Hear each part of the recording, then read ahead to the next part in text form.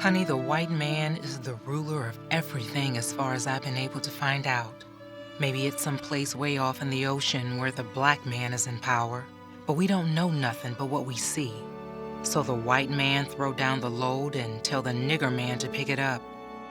He pick it up because he have to, but he don't tote it. He hand it to his woman folks. The nigger woman is the mule of the world so far as I can see. I've been praying for it to be different with you.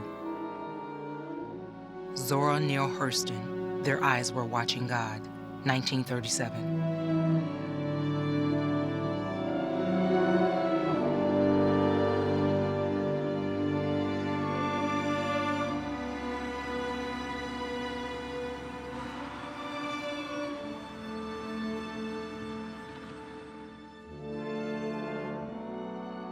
When I was growing up in Live Oak, I would actually go by that house just to look at it and say to myself, I sure would like to have a house like that one day. Growing up in Live Oak, Florida, I remember passing by this house that had been, you could tell, absolutely grand. Who had owned that house? When had it been built? It looked so different from all of the other shotgun houses that surrounded it. And that's how I first became interested in the story of Ruby McCollum.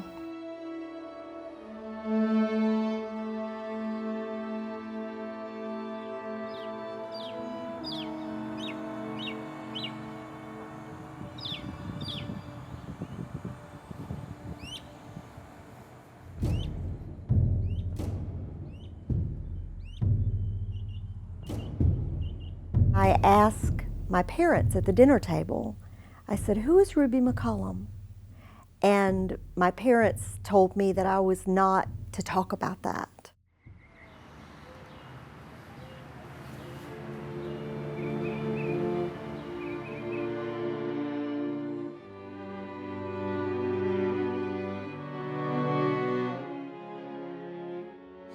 This is on a Sunday morning. I never will forget it. It's a quiet morning. White congregants are gathered in the First Methodist Church in downtown Live Oak. A doctor enters his office, Clifford Leroy Adams.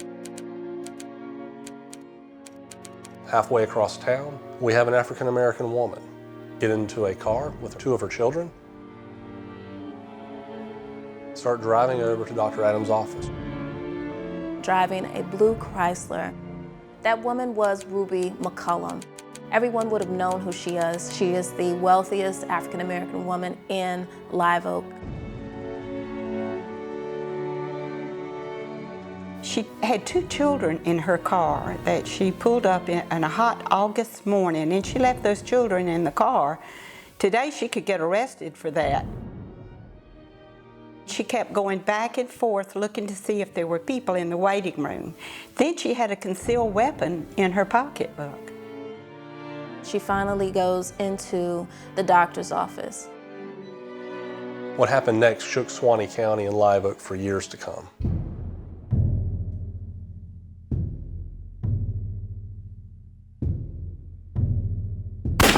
Black women did not shoot white men.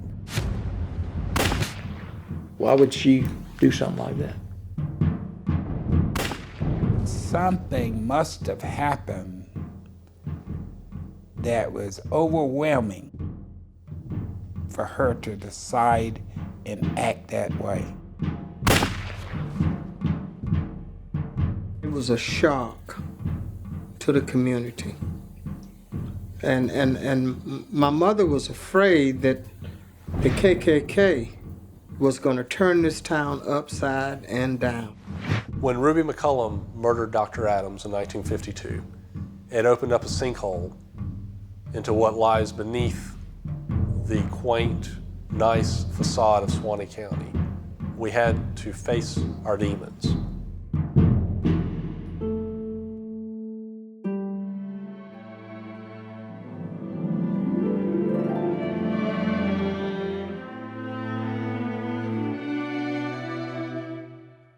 I was 9 years old when Dr. Adams died.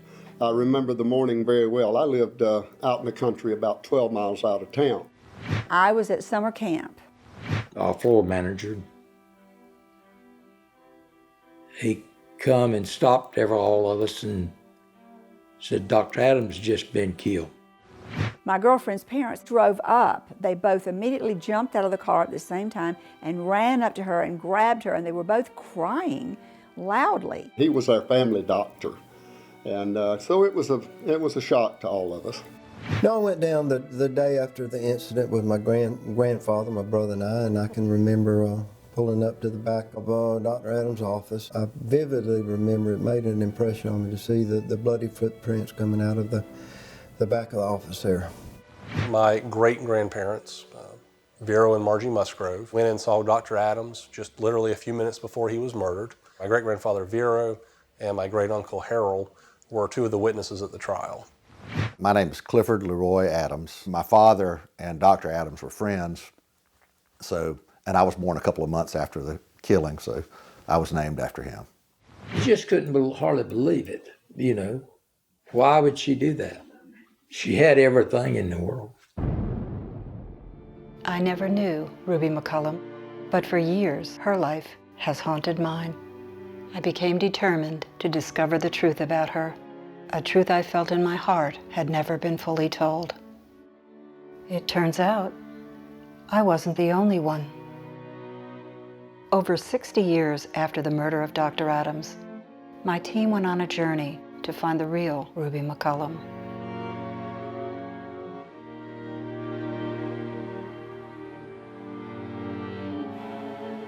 Ruby's son, Sam McCollum Jr., still lives in Live Oak, still lives at the great yellow stucco house.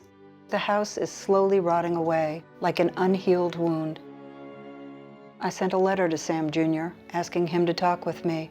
His reply, through a mutual friend, I don't talk about my mother.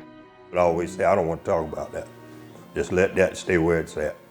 And that was kind of like his words, let it stay where it's at. Others were ready to help tell Ruby's story, a story that began long before August 3rd, 1952.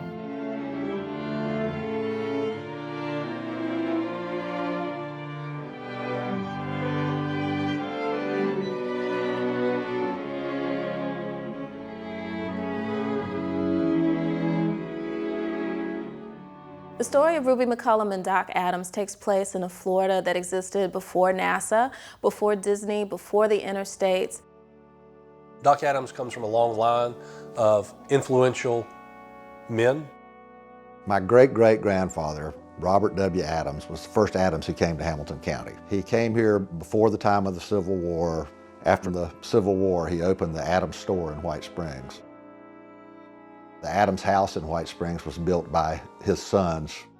My great-grandfather was Frank Adams, who was Robert W. Adams's oldest son, one of, I believe, 5 children. Frank was a banker and businessman. He was one of the people who started the Barnett Bank chain in Florida. He was also president of the Florida Senate in the early 1900s. Ruby Jackson was born in 1909 in a rural area outside of Ocala, Florida. It was 40 years after the end of slavery. Ruby McCollum was a black woman that came along during a very defining period of our history. Slavery ended, black codes began, black codes ended, Jim Crow began. So you're talking a good 400 and some years of people pretty much having this sense of superiority. Klan was running rampant. The Klan just had Florida in a stranglehold. An African American living in the state of Florida had the highest chance of getting lynched out of any black person in the nation. Living under the system of Jim Crow in the South was like living in hell.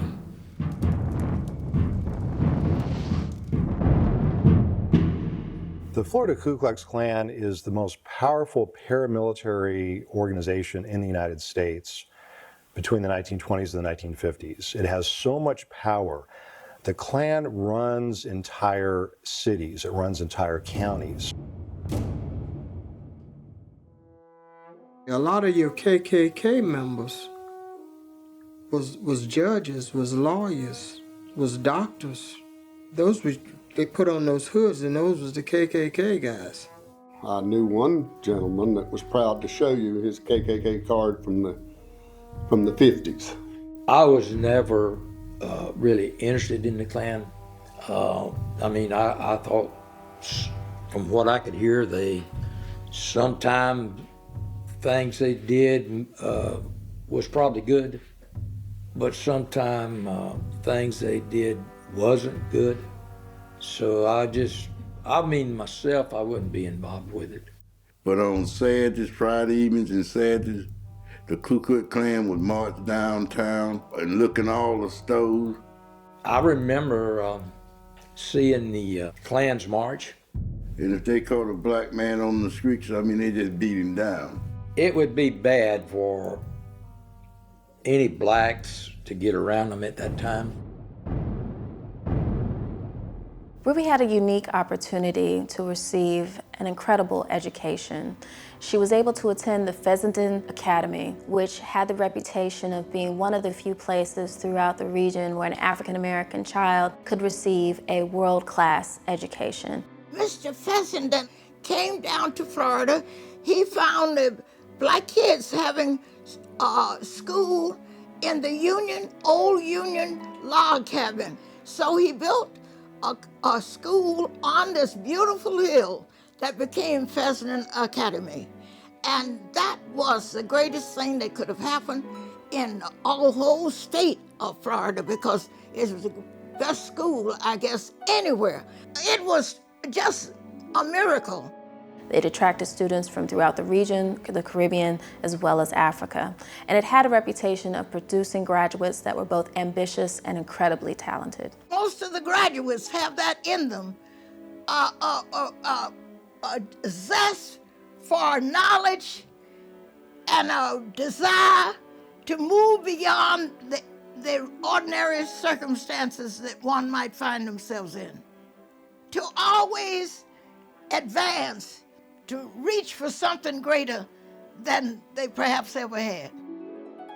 She had a pretty face and pretty hair, but I thought she was like reserved, very, very reserved. But I noticed it as like, and the kids would say, oh, she sure is, she's like selfish.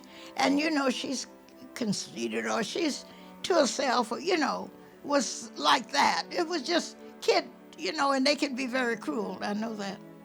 My mama sent her to school, get her good education, all that. I studied nursing there for 2 years.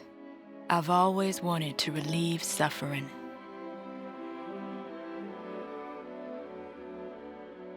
The story goes that she'd actually been dating one young man, but decided to begin dating Sam McCollum because, in her opinion, he was more ambitious and that she would be able to go further in life. And so the two of them get married, and like a lot of other African Americans during this period in time, they decided to leave the segregated South and travel to New York. Sam McCollum's brother, Buck, had the good fortune to get involved in the life insurance business. He sends word to Sam that this may be a good opportunity for him and Ruby, and the couple make the decision to move back to Florida, eventually settling in Live Oak. I remember her as a very beautiful black woman. She was one of my favorite aunts. And a very intelligent lady. She was a good person in the church, African Baptist church. Sam put a lot of money into that church and made donations, and they were thought of as good people in the community. I think there were people were down and out, they could go to them and get a favor or get some help from them, so they were thought of as good people. Ruby and Sam and their family were well known in Live Oak, very well known. My cousins had everything you could name. Now Ruby, she usually bought the groceries. And her husband, when he come with her, he usually stayed around the car. But he was a well-dressed man, well-mannered, real polite, and they always had a new car. She always got a brand new Chrysler New Yorker. Every time we saw her, At age 6, 7 years old, she always says, "Here's a quarter for you." And I was glad to see something larger than a penny. When you met Ruby, you could tell that she had money. They were some of the richest people, you know, in Florida. Sam used to come out and hunt quails on my grandmother's place, and he would sit to the table and eat with us and talk and laugh. I mean, he just was a simple person. Plus, he used to own all the jukeboxes that was in the nightclub. The first time he walked in, he darkened the room. His whole body covered or blocked the light out. I said, he's large. He was opening the door for her and all this kind of stuff. Never heard anything out of him. Only he was Bolita King. Bolita. Bolita. Sam was known as the Bolita King for this area. Bolita literally means little ball, and its earliest incarnation, it was very similar to the way the lottery is run. People would bet on which number would be chosen. Tourism and citrus were the number 1 and 2 industries. Bolita may have been number 3 because it was just rampant. Bolita was extremely popular all across Florida. And individual kingpins, they could be making a couple $100,000 a year at that time just from the Bolita rackets. And we can trace many fortunes in the state of Florida, many respectable fortunes, back to Bolita. Oh, it was widespread. They were ushers in the church. They were deacons on the deacon boards in churches. They actually wrote the numbers. The money was being made by a lot of big people. And there was a lot of big people in Live Oak involved outside of Sam McCullum. And the name that kept coming up time and time again is that of Dr. Clifford Leroy Adams. Oh yeah, I knew Dr. Adams. He was kind of a stocky kind of a man, intellectual looking gentleman, kind of with never like Newt Gingrich. Now, how long had you known Dr. Adams? Ever since 1945. About 3 months before Sonia was born. She is now 7 years old. Dr. Adams was the people's doctor. I was raised with many of you. I went to school with many of you. I dug ditches on the WPA with many of you. I rode turpentine woods and worked with timber around many of your homes. I have served many of you as a druggist in retail drugstores. Leroy Adams was a powerful and popular guy. Probably weighed at least 250, 300 pounds, but he wasn't. I wouldn't say he was fat, but he was just a big man. I would call him just a big man. Dr. Adams was a huge man and very friendly and nice. My recollection of Dr. Adams was he was kind. He was, I was not afraid to go to the doctor. He lived right at the hospital. He could walk out his door into the hospital almost. It wasn't just the black poor people. He took care of poor people. We always thought he was a fine doctor, and he would make house calls back then. He'd go all the way out in the country to see if he was sick. Oh yes, I'm sure that there were many people in Suwannee County that were treated by Dr. Adams that he never received a penny for. Well, if you had like fried chicken or something, well, he'd grab a piece of that, and he's just a good old fellow. Just made himself at home. Dr. Adams and Sam McCullum hunted together. Dr. Adams was lots of time would go to Sam's house, and I guess they would talk and have dinner together. The way he carried himself, he thought he knew everything, about everything. And he thought he knew the black community better than anybody else. Since that time, have you been more or less continuously under his care as a physician? Well, slightly, in a way, and then in a way I wasn't. I discontinued going to him too very often after I found out what it was all about. There were all kinds of daily interactions that put black women in very peculiar and difficult places. Did he at any time have any other relations with you other than as a private physician and doctor? Black women in the segregated South were almost always vulnerable. They could be approached, flirted with, and they knew what that meant. They knew that that was the introduction to a nightmare. Tell us if you ever had sexual intercourse with Dr. Adams and where it was. It was in my home in 1948, the first time I ever had any sexual relations with Dr. Adams. We just couldn't believe it because it was just impossible that just things like that didn't happen. To me, it wasn't. Not really. I seen him right in the hospital messing around with the women. I can remember hearing him ask one woman, he sort of put her on the butt and he's asked her about, when can I get some of this or something like that, you know. And he came back out there next morning about 9:30 and took me upstairs and laid me down on the bed and began the intercourse. White men maintained relationships, short-term and long-term, with black women, but none of that was ever supposed to rise to the surface. It was never to be discussed in decent company. All of that was supposed to be submerged. And when it was finished, he left, and he said, "I will be back some other time." White men in the Jim Crow South, they were able to take black women at will and do what they wanted to do with them without any kind of fear of punishment or even persecution within the community. And he said, "I'm not afraid, and I don't want you to be afraid of it. No one is going to bother me. That is a definite." I told him okay. And that made me begin to be afraid of him. She was a black, good-looking lady. She probably started going to the doctor for medical reasons, and I believe the doctor taking advantage of them.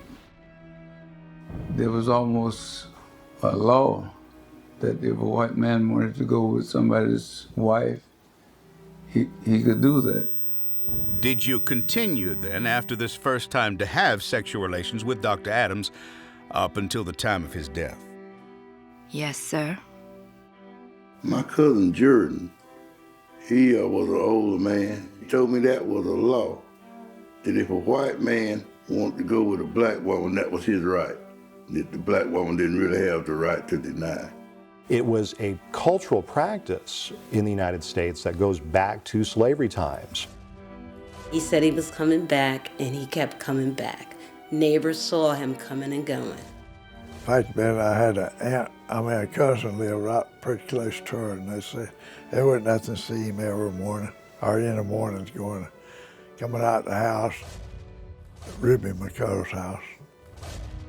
The woman will weigh the options. What are her chances for survival if she says no? What consent means is it means that a person has full understanding of the consequences of giving consent. And so she consents.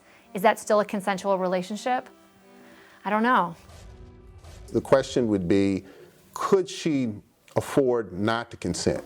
I don't know whether she had a choice to enter into them, but I guarantee you once she was in it, she didn't have a choice of whether to get out or not. Ruby McCullough was raped. When you have a history of the raping of black women in this country, in the South, the way it was for Ruby McCullough, I don't care what anybody says.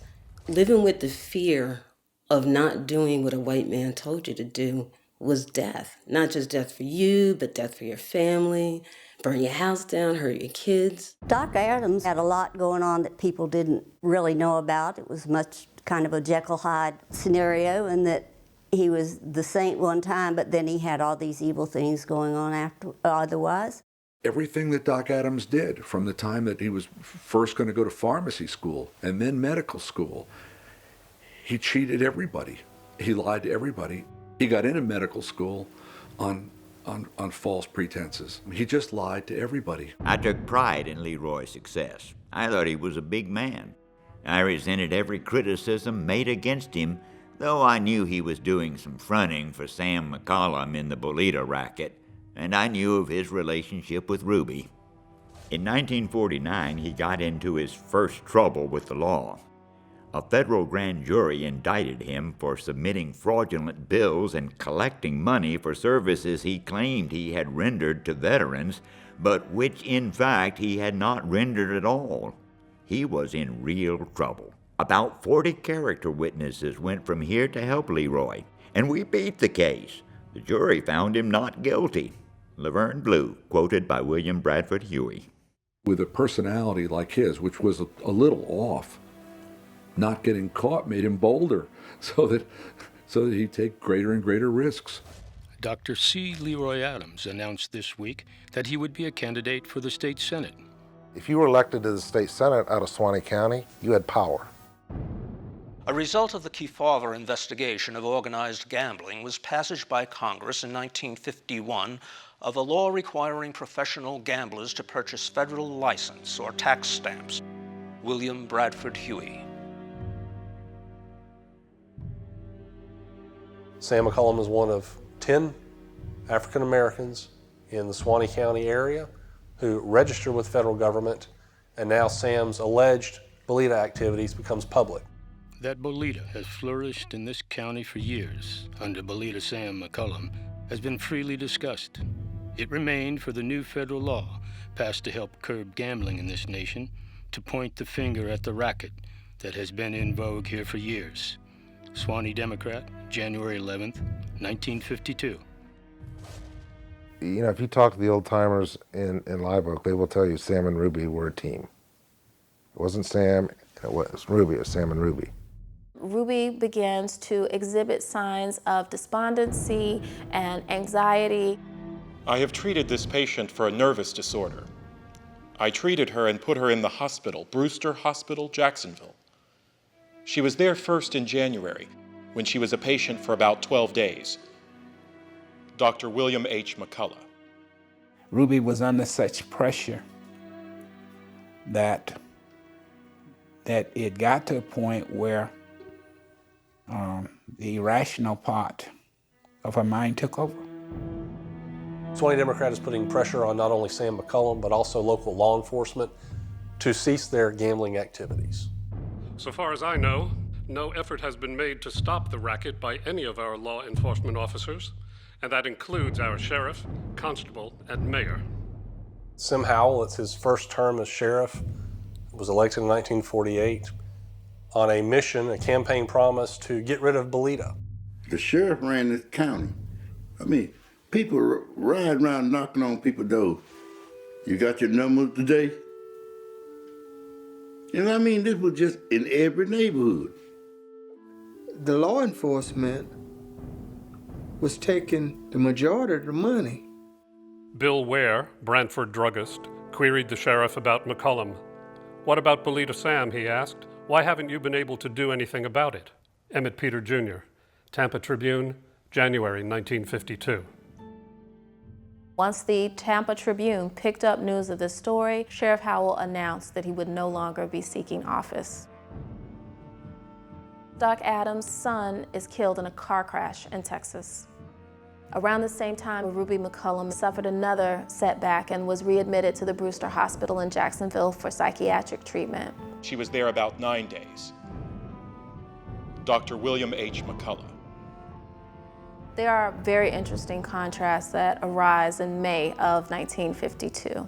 It's in that month that Doc Adams is celebrating his victory in the Democratic primary as a part of his campaign for the Florida Senate seat. At the same time, Ruby has yet again experienced another breakdown, and she is headed back to the Brewster Hospital in Jacksonville. He'd been elected to the state Senate, and he had hopes, sensible, reasonable hopes, of being the governor of Florida. Why would he back down? Why would he slack off? Things were going fine.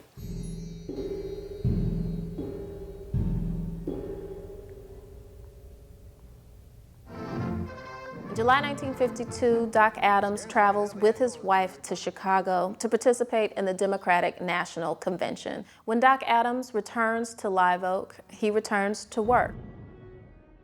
I think Ruby felt abused by Dr. Adams, and she was very, very angry. From what I heard, people thought that she was his willing mistress.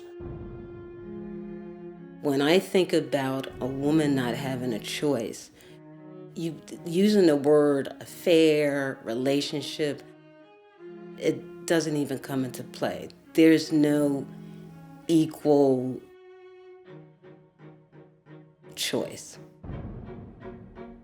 Now, it's just possible that she felt like she had to do what Dr. Adams said. But I strongly suspect that it was more than that maybe she felt an attraction to him, and she may have even been, say, honored that this white man, this white doctor, was showing an interest in her. She may have. Ruby was not a well person. I mean, she had had a lot of emotional difficulties prior to that. I was told too that he was giving her drugs. She was addicted to something. She needed her shots from the doc. The way that people should view Doc Adams, I think they should make up their own minds what he was and what he wasn't. There are two African American women waiting for Dr. Adams in the colored waiting room. It's that Sunday morning that Ruby McCollum walks into his office.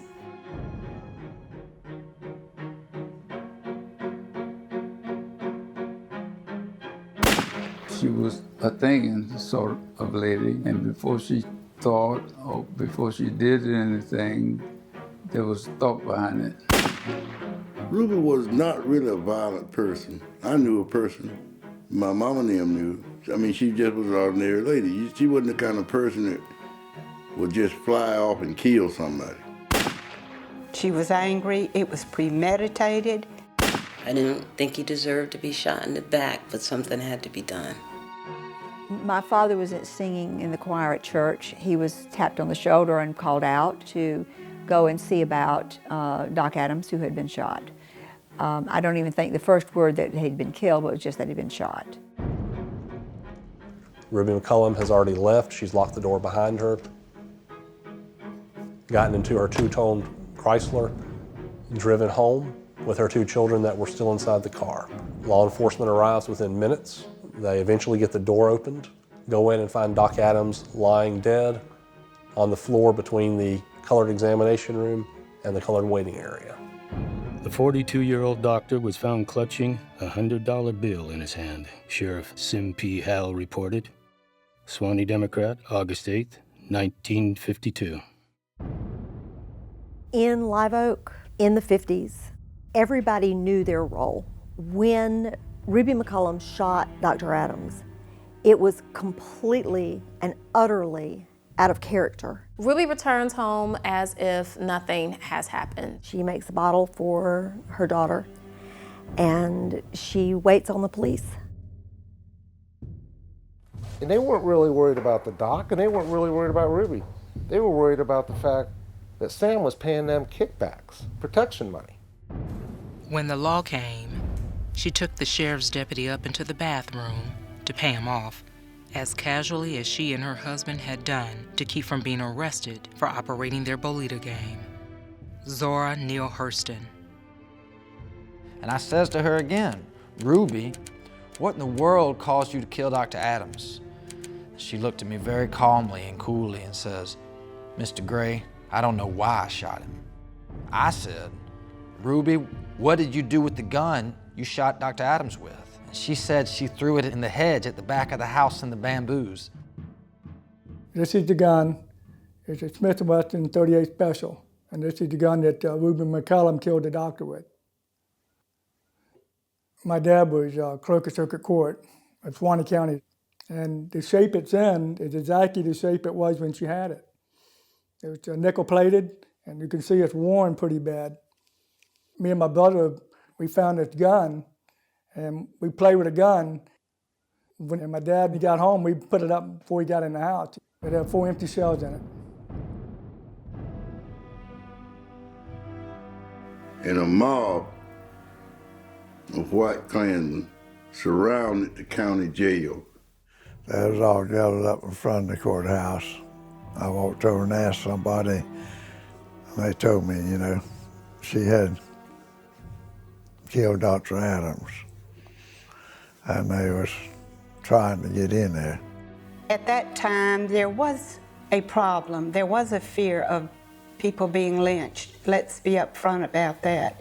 Shortly after the slaying, 22 state patrolmen patrolled the streets of this tobacco center town after restless crowds began gathering as reports of the shooting spread.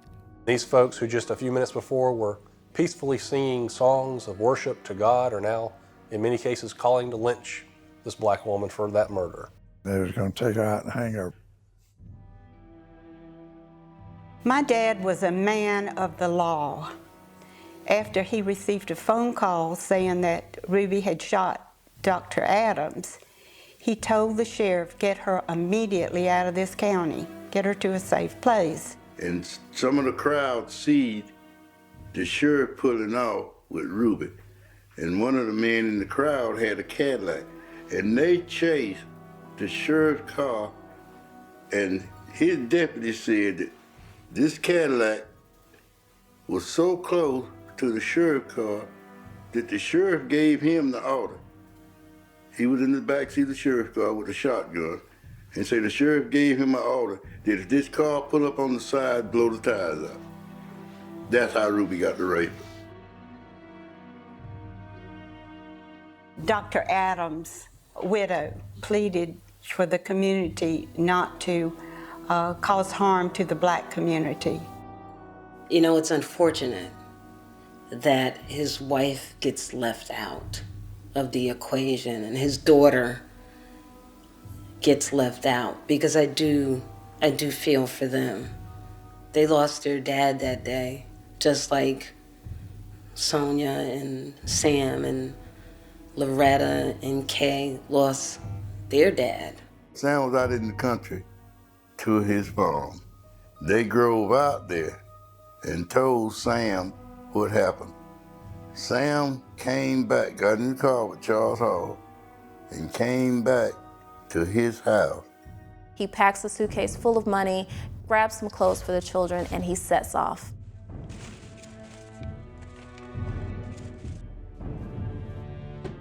I was in Sunday school. Well, I looked out the window and I saw this Chrysler pull up in the yard of the church. And so I went and told my daddy that I thought Ruby was out there. It was Sam and the 3 kids. This was on a Sunday. And then on a Monday, my father said that Sam had died. Well, the story was that Sam had a heart attack in Gainesville. He had known heart trouble, and if I were to hear that my wife has just murdered the most prominent white man in town and I was a black person who was running an illegal numbers game, partially protected by this doctor and others, I think I would have had a heart attack too. You always wonder, did he actually die of a heart attack or what happened? They want to believe that he was able to take his money, leave the country, and perhaps was somewhere in Cuba living the good life. As it turns out, that was not the case. Charles Hall told me Sam swallowed all his heart pills on the way to Ocala, a form of suicide to avoid facing the certain ruin that would have followed. One thing Charles Hall never mentioned was a suitcase full of money. Sam McCollum had a suitcase of money that he intended to go for the care of his children. He turned it over to his relatives. They hid it in a barn. Somebody was following the money, so they stole most of it. There was rumors that his friends took some of the money after he died, but I don't know that. You know how rumors are. When I got there, my mother said, the old dogs stole the money. They said, where'd you have the money? In the barn? But I did manage to pick up some that was dropped. It was a very frustrating time to everybody. She made a good thing. She had Liz Adams, her family. She would not be in that city trouble. Thousands of mourners from all walks of life crowded into and around the First Methodist Church of Live Oak for the funeral of Dr. C. Leroy Adams Tuesday afternoon. It was the largest and most sincerely attended funeral ever witnessed in Suwannee County. Suwannee Democrat, August 8, 1952. What all the people in Live Oak wanted, what the sheriff wanted, what everybody wanted, was for this to be a case which there was a squabble and the black woman killed the doctor. Pure and simple. And it turns out, of course, it wasn't simple at all. A.K. Black, an attorney, is going through Dr. Adams' belongings after his death and finds Laverne Blue's will amongst Dr. Adams' things. Mr. Blue is the owner of the Blue Lodge, which at the time is a prominent hotel. 3 or 4 weeks after the funeral, Jeff Elliott came into the office and asked me if the doc had been my heir, if I had made a will leaving all my property to Dr. Adams. Why, of course not, I said. That will left all of Laverne Blue's property and his body to Clifford Leroy Adams. I mean, how brilliant is that? I'll get the body, I'll kill you, I'll get the body, and then I'll take all your stuff and nobody will ever know. When I first held it in my hand, I had to go sit down. I thought I'd faint. I am now certain that he had planned to kill me and take my property.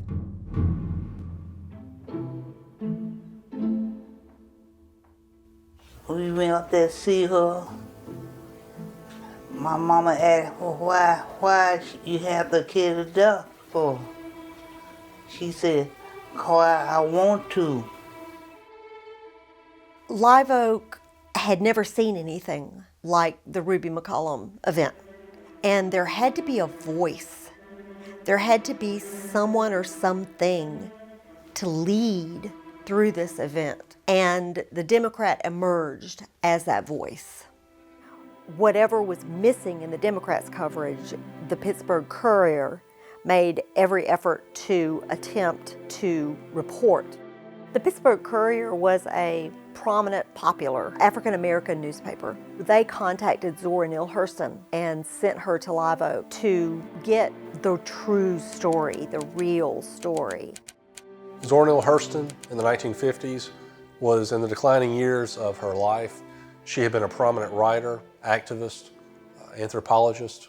She wrote from a black perspective, and a black woman's perspective. She herself was a native of the state and was very familiar with the circumstances and the personalities who were involved. She's looking for some avenue to reclaim, to rekindle that fire that she had 20 and 30 years ago. She was an important voice, a very important voice, in the telling of the Ruby McCollum story. I had been sent to Live Oak by the Pittsburgh Courier, first and foremost, to get an interview with the defendant in this case, Zora Neale Hurston. Well, she couldn't get access. Rightly or wrongly, she thought she was denied access because she was black. The man that would stand in Zora Neale Hurston's way would be Judge Hal Adams. Judge Adams was a character. He'd been on the bench for over 40 years. He knew his way around the law. His spittoon cup, he was just the quintessential Southern gentleman that could scare the pants off of people by his attitude, by his demeanor. He was very impressive. He was a brilliant man, and he was a very understanding man. He put my father in jail. I have tried many homicide cases, and I want this one to proceed like all the others. Judge Hal Adams, quoted by Zora Neale Hurston. Probably one of the few lucky things that Ruby McCollum does is that she picks up Frank Cannon to represent her. My father grew up outside of Live Oak in a very poor area. Doc Adams was Grandma's doctor, and she thought he absolutely hung the moon. She could not imagine how in the world he could even think of defending somebody that had shot her doctor. The last surviving adult who was in the courtroom during Ruby's trial is Curtis Awe. That was the first time I was ever on jury duty or anything, you know. Judge Adams, he was a rough-looking fellow, and I had heard lots about him. he was bad, you know. We weren't supposed to talk to nobody. We weren't supposed to read no papers and all this kind of stuff, you know. So we weren't even supposed to talk to one another. The courtroom was full of men, white men, of course. What comes to mind is an old Far Side cartoon, which has a dog on trial, and the judge is a cat, the jurors are cats, the bailiff is a cat, and in fact, everybody in the courtroom watching the trial are cats as well. And that would very much be what a trial for an African American would be like in the Deep South. For most African Americans, they knew there was no justice system for them. They knew that the courts were biased. They knew that the juries were rigged.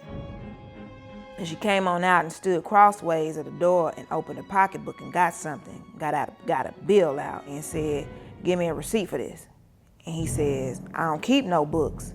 He said, "Come down here tomorrow and Thelma will run over the books and tell you what is on it." And she says, "Here's the book."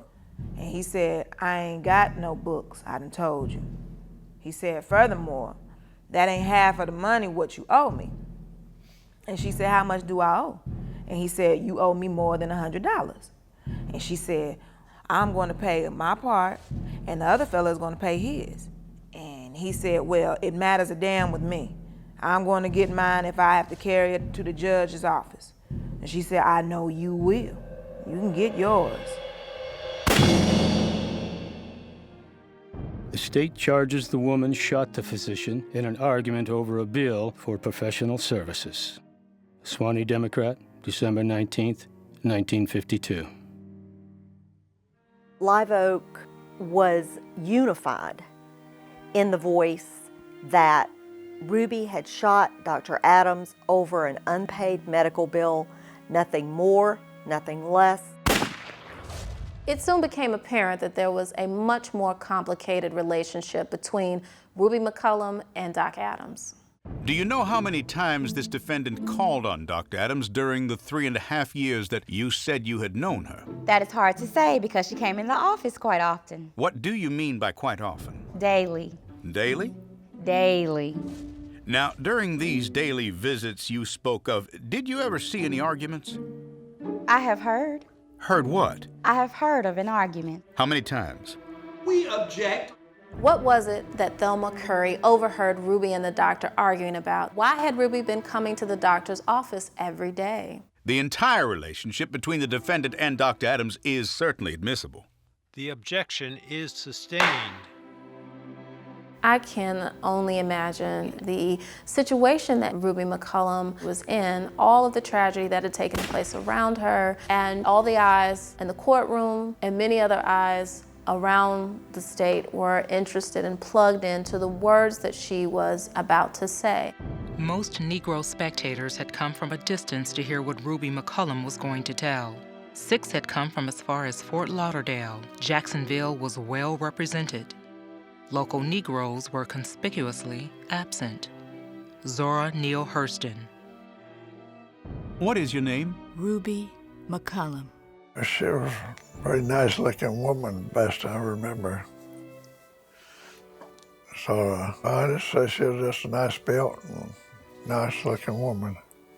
The very boldness of her act and the mystery surrounding it have made her a heroine to some. Zora Neale Hurston.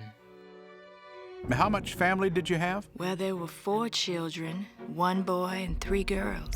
What were their ages? The boy was 18, the next girl was 11, and the next one was 6 years old, and the baby was a year old. She does testify at the trial, but she is silenced on so much that she wants to say and she attempts to say, but is not allowed to say. We object on the ground it is. We object upon the grounds that it is shown as confusing the issue. The court has ruled the objection is sustained. African American women who spoke out about sexualized violence and rape were incredibly courageous. Incredibly courageous. They risked everything to testify. The Suwannee Democrat never mentions Ruby's testimony, never mentions that she had had an illicit love affair with Dr. Adams. There's just some things you don't talk about polite company. And they pretty much covered the gamut with the Ruby McCollum case. In my mind, part of the trial, the main purpose of the trial was about protecting Dr. Adams' reputation.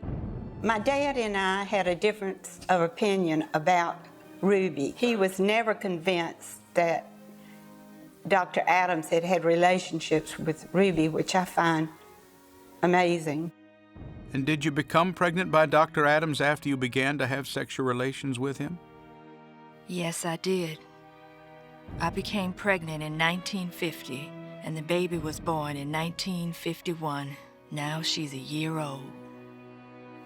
The first time I saw the baby, I said to my mother, and she told me to shut up.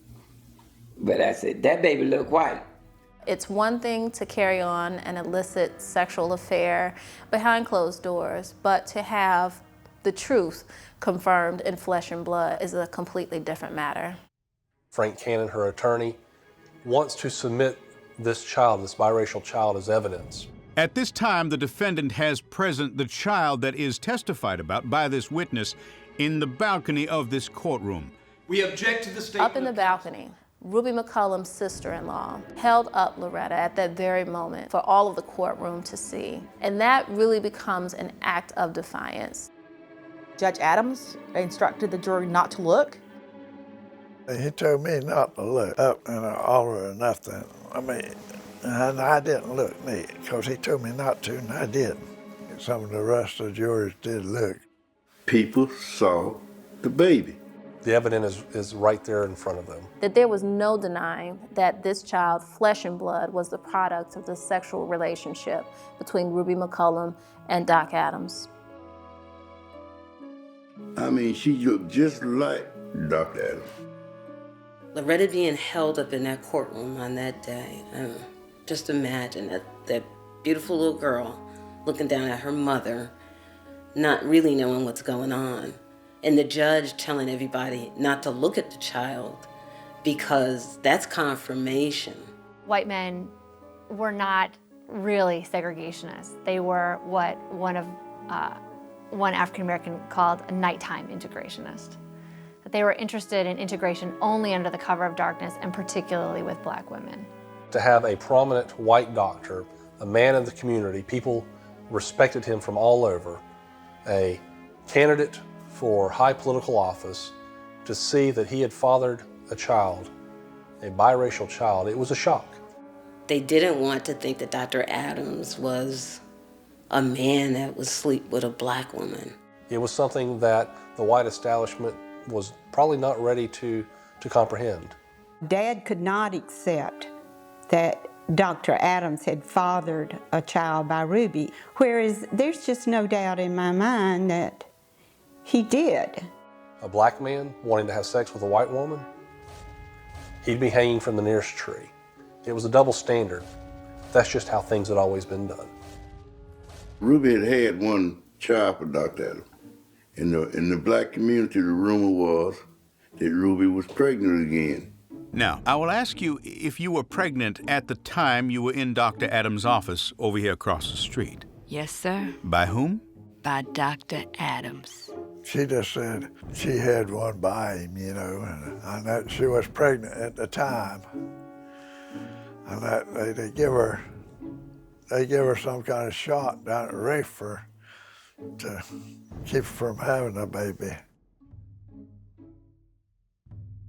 And to me, she sounded like she was telling the truth. I mean, you know. The Ruby McCollum case, it's always about the money, about the unpaid doctor's bill. Perhaps people would think that the whole town of Live Oak must have been absolutely insane to have accepted this version of events. But that's absolutely not true. The people of Live Oak are and were very good people. They simply had a reality that had been constructed for them. It wasn't just Live Oak that had these things going on. It was just Live Oak that got in the spotlight when Ruby McCollum shot Dr. Adams. The case of Dr. Adams and Ruby McCollum is not rare. A lot of white men, as you call it, get messed up with nigger women. You men of the jury know men who are doing the same thing. The entire South had constructed its own reality. Loretta Adams, the fruit of the body of Dr. C. Leroy Adams, was right here in this courtroom, but prevented from being exhibited to the jury. The state has sought to keep all evidence from reaching your ears. It is a matter of conscience. When the law says one thing and the social mores say another, people may take things into their own hands. Everybody knew that Ruby had shot Dr. Adams. It was done in the waiting room in front of all these people, so you couldn't ask for her to be turned, completely free. Daddy certainly didn't believe that Ruby deserved to die, so he argued for a second-degree murder conviction rather than the death penalty. You have the authority to render any one of 5 verdicts. First-degree murder. First-degree murder with recommendation to mercy. Second-degree murder.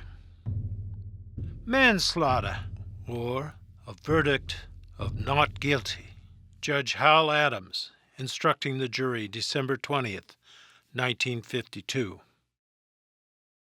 My dad, who was the alternate jury, and I think he felt blessed that he was not have to go into the back to make the decision whether or not Ruby was guilty or not.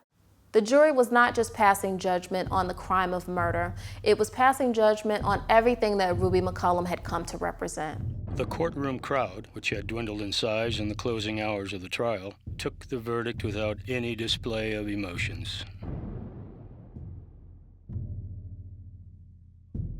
We, the jury, find the defendant, Ruby McCollum, guilty of murder in the first degree. So say we all. Verdict is read by Judge Adams. The sentence under Florida law for such a verdict is death in the electric chair.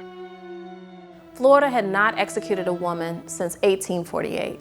I couldn't have went that far. No, I could have found her for murder. All white jury, mostly farmers, mostly uneducated people. All they know, hate a nigger. It wasn't no justice. Kill this nigger for killing our doctor. But I hate to say it, I think most of the juries, when they went, that's what they knew, what they gonna do before they ever had the trial. She was guilty before they ever heard the trial. It was all routine. Swanee Democrat. Ruby's to blame for a lot of her trial going the way it did. Did I feel sorry for her? I feel sorry for anyone who gets angry enough to kill someone, but that's the consequences. If she would have been found innocent, the Klan would have burnt liable. It made all my family upset. When Ruby McCollum was sentenced to death, she became the only woman waiting for execution in the state of Florida. Would that sentence be carried out?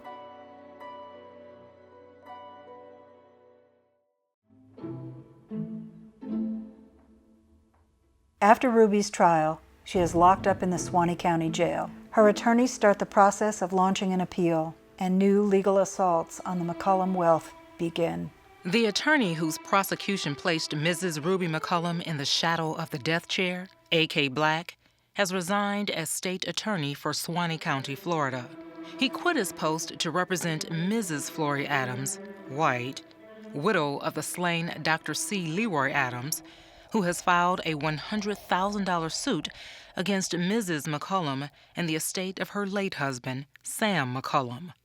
Zora Neale Hurston. Dad did want to watch out for her. He was like that. He had a big heart. Yes, he could be very, very firm, but he had a big heart for people that he thought were not being treated fairly, under the circumstances that, their husband being murdered.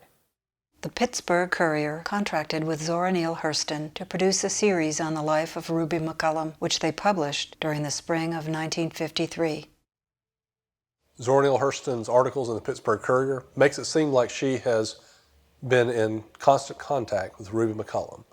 When the Pittsburgh Courier finds out that Zora Neale Hurston has not actually interviewed Ruby, they fire her. Zora Neale Hurston is in need of money. She wants to get this story completed, so she contacts one of her friends, William Bradford Huey.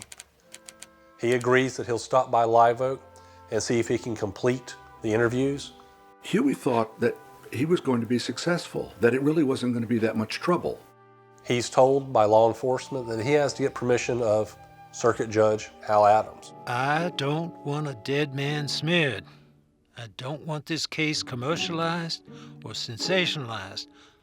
I want it ended in a quiet, orderly manner. Before Ruby McCollum goes to the electric chair, she'll talk with a reporter. When Huey got into a story, he would get involved, and he would get emotional, and he would get personally involved. And he was so outraged at the way Ruby was being treated and at the way that he was being treated that he just determined he was going to see this thing through. Seeing it through meant that Ruby was going to get an appeal. I had to help Ruby get a new trial to keep her alive. William Bradford Huey. He considers himself maybe the best reporter in America of the 20th century. With Huey, one of the things you never want to forget about is the element of personal ego and stubbornness and pride. I'm the best goddamn reporter you will ever meet. That's what he said. William Bradford Huey is contacted by Mr. Laverne Blue. I owe my life to Ruby.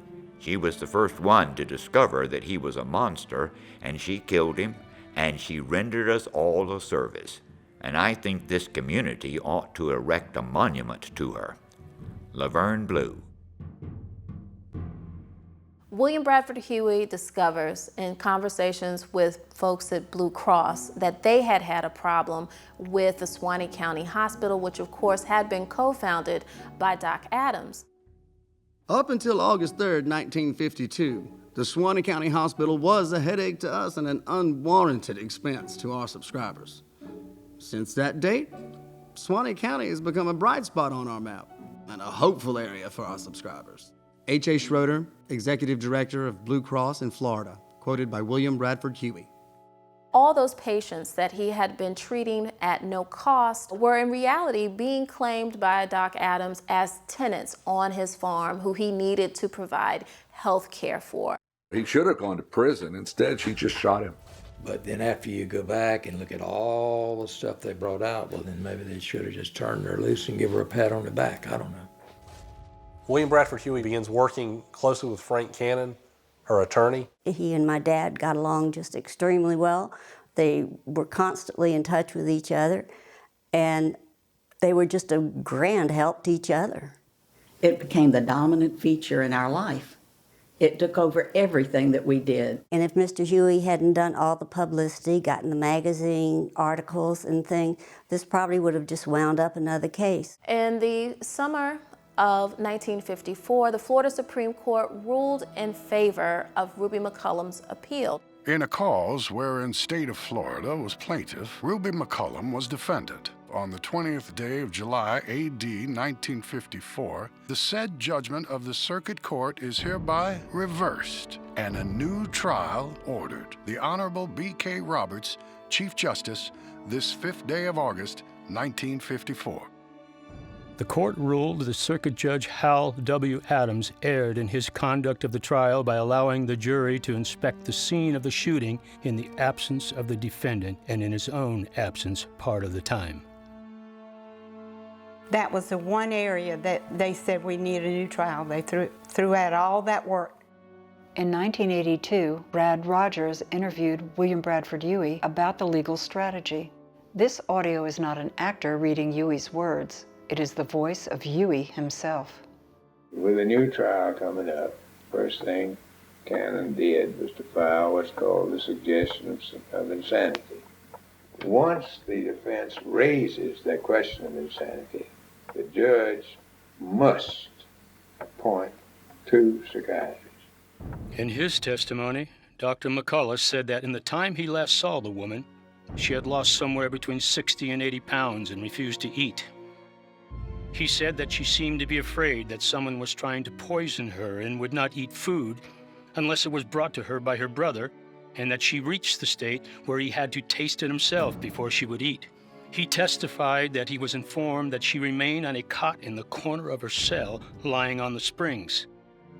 She felt that her mattress was poisoned, and she covered herself from head to foot with a blanket to keep out the gas fumes she thought were being put in her cell. She also kept 2 plugs in her nose to keep out this imagined gas. Spontaneous crying and marked refusal to cooperate were other factors discussed. Suwannee Democrat, October 1st, 1954. 3 years ago, she had been in the high cotton, possessed by the 2 big men in the community. Now the 2 big men were decomposed in their graves, and Ruby was the shabby remnant which survived. William Bradford Huey. The court found the woman unable to carry on a rational defense. That gives a court the ability to hold a person indefinitely. Ruby McCollum was ordered to the criminal section of the state mental hospital by Circuit Judge Hal W. Adams, the Suwannee Democrat. William Bradford Huey comes to Ruby McCollum's sanity hearing, sees her walk out of the courtroom. It's the only time he gets to see her. As she's walking out of the courtroom, he is served with papers showing that he's been in contempt of court. They're going to put him in the same cell that they just took Ruby McCollum out of. When Huey first heard about the sanity hearing, he tracked down one of the doctors and shared his views on Ruby's mental state. Judge Adams considered this tampering with a witness. I'm the only man, only reporter who has ever been tried for contempt of court for some action occurring 30 miles from the courtroom. Huey became part of the story, and that's the cardinal sin for a reporter, is to become part of the story. This contempt charge against Huey is going to result in a situation that's going to prevent him from publishing his book, Ruby McCollum, Woman in the Suwannee Jail, in the state of Florida for decades. The Ruby McCollum book was a sensation, but it was a mark upon Suwannee County and upon Live Oak, and that's how most people see it even today. He considered that book a journalistic masterpiece. Those are his words. In 1982, Brad Rogers asked Huey who won the battle between him and Judge Adams. There's one winner, and that's the people who hate hypocrisy. I wrote the book because I hate hypocrisy. The winner was not Ruby McCollum, a woman Huey discussed with casual disregard. Ruby had a good education. She was ambitious. Much of what happened to her, she brought it on herself. In many ways, she's just as guilty as a doctor. Dr. Adams didn't rape Ruby McCollum. Dr. Adams screwed Ruby McCollum the first time in her own bed in her own home. The woman herself was guilty of all sorts of things, including the crime of murder. I don't think that there would have been any great, terrible injustice had Ruby McCollum been electrocuted by the state of Florida. If that was the case, why did William Bradford Huey write the book? The book was written just because of human conflict between Judge Adams and me. Nobody knows anything about me except I am Ruby.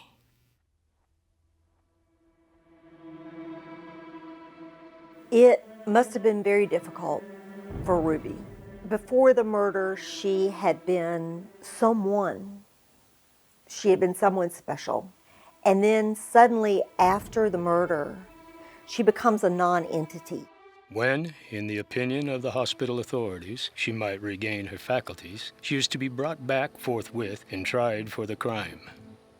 That's still sweeping the case under the rug because you never have to have a trial. You never have to have a trial. Once she goes away, they say, well, she never got to be competent. They did use Chattahoochee as a way of punishing people that didn't get the death penalty. Dr. Adams was dead. His life was over. At least she got to live. That's the worst travesty of the entire case, the fact that she's sent to Chattahoochee. Decades of investigations of that institution demonstrate that it was an awful place to be. Was she insane at the time that she shot Doc Adams? I think a really good question to ask is how you define sanity. What Ruby did was perhaps challenging the definition of what sane and insane meant. What Ruby did was challenge a lot of definitions.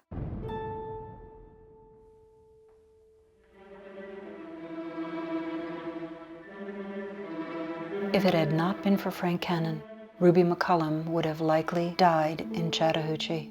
It was one of these things that Daddy just worked at, and it just consumed him, and it consumed all of us in many ways.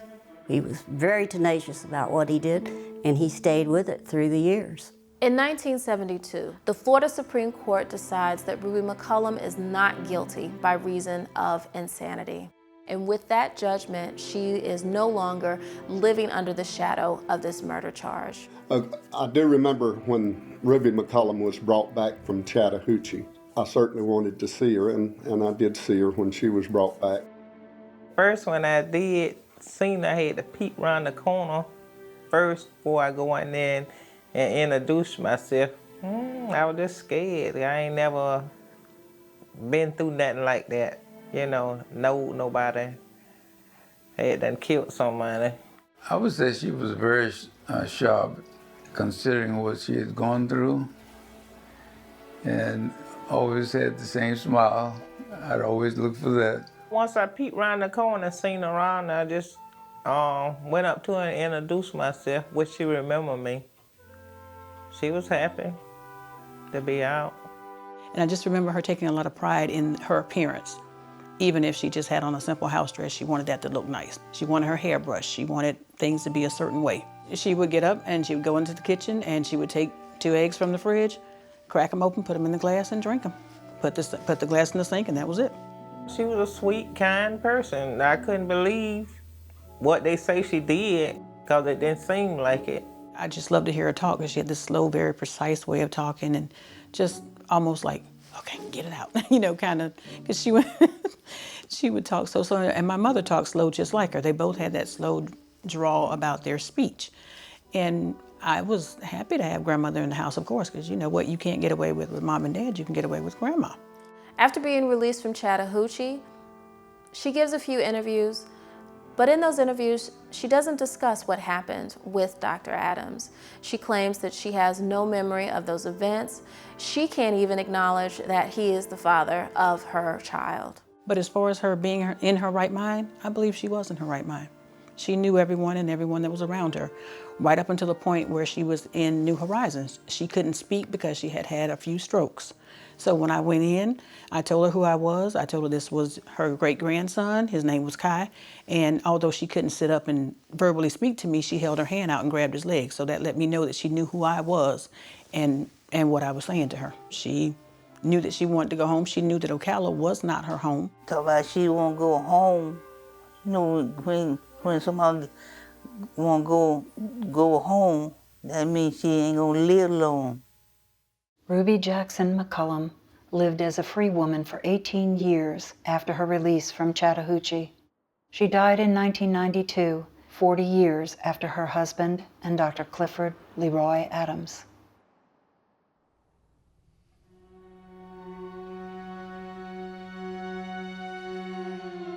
The ghost of Ruby McCollum still roams the streets of Live Oak. To me, Live Oak, Florida is the best place in the world to live. Live Oak is a very wonderful place to live. To raise kids, you feel safe around here. Wouldn't swap it for any place. I think we've been pretty progressive over the years, and not only in our cultural and our educational and social events today. You know, the blacks and whites are very, we get along good. Well, it depends on who you talk to. Those are the people that everything is good for them. I've seen race relations change during my lifetime radically for the better, and I hope they'll continue to change for the better. You don't have to scratch far below the surface still today to find those that are very prejudiced. I can go to several coffee shops in town, and there's still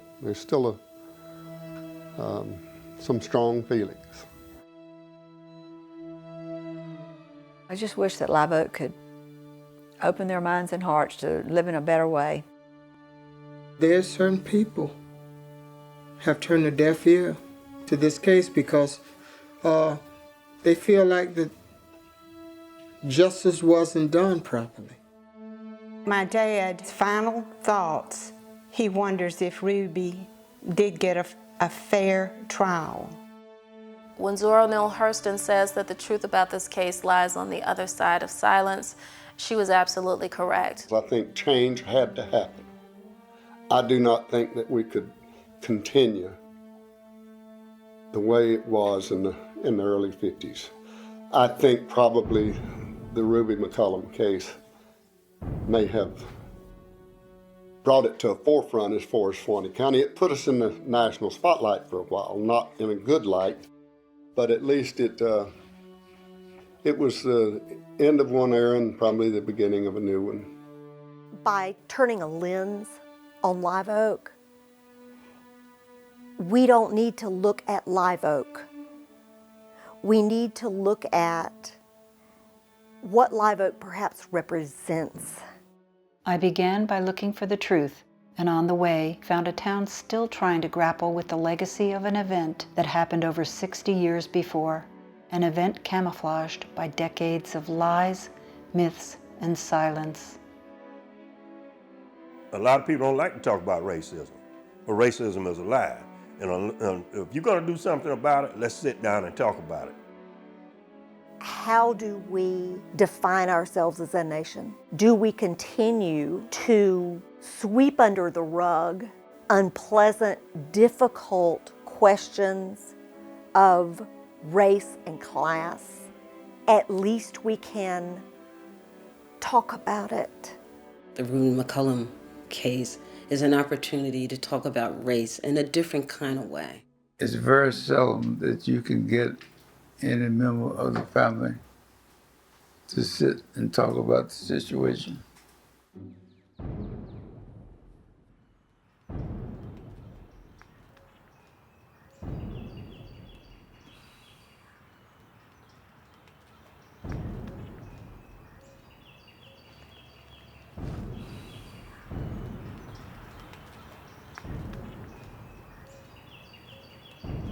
Did your mother ever come back here to the house after she got out of Chattahoochee? No, I never did let her come back. I felt like that would hurt her really, to come back and not be able to stay, because I always felt like that if she was here, there might have been some type of a threat on her or something. Maybe yeah, maybe no, but just to be safe, we never did. Do you feel that she was in her right mind? When? August 3rd, 1952. Well, that's hard to say, because like I said, I wasn't here. But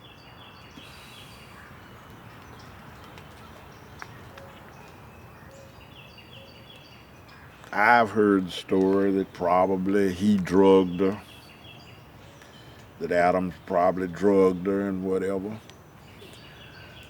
And if you know anything about addicts, an addict loves the dealer because that's his source. And that could have been possible. I don't really know that because I wasn't here. But I think as far as he was concerned, I think he had an ultimate goal in mind. What do you think his goal was? To get richer. Was he involved with your father financially at all? My dad had given him $5,000 in money for election.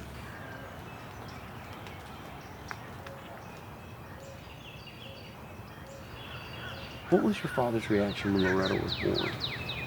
I don't know. I wasn't there.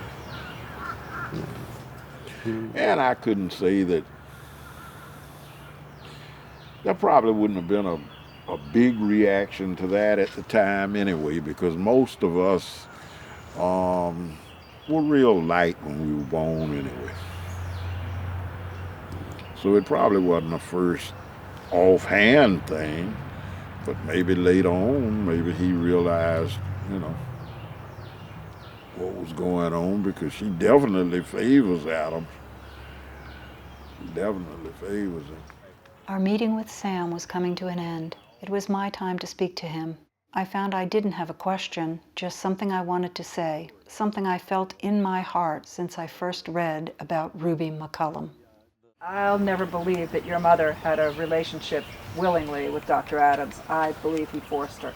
That's just how I feel about it. The moment I spoke the words, I regretted it. I felt uneasy inserting my beliefs into Sam's world. Well, I guess if you really know anything about men and women relationships, being a doctor, I'm sure that he could have tempted her in some way or another, even on examinations. This is why nowadays doctors don't examine females by themselves. They always have to have assistants. Yeah, you're so true. Yeah, you're so right. See, during that time, they didn't. You just had a little country doctor. He'd come in and he'd examine a lady just like he examined men. Yeah. And everybody took his word at that because he was supposed to be A god. a god in the community. A god in the community. And with those words, we were done. Y'all have a good one now. You have a great one. Thank you so much. Thank you for talking with us. Okay, I'm thank you really too. pleased. Thank Take you. care. Sam had shared his truth with me, and something else had happened, something I had not realized was so important. I had shared my truth with him.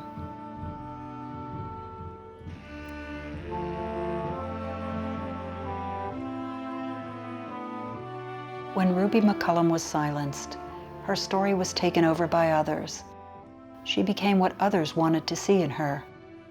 The truth is, none of us can ever speak for Ruby, but we can speak about her. Only then can old wounds heal. Only then can we find closure with the past. Only then can we recognize that none of us belong to anyone except ourselves.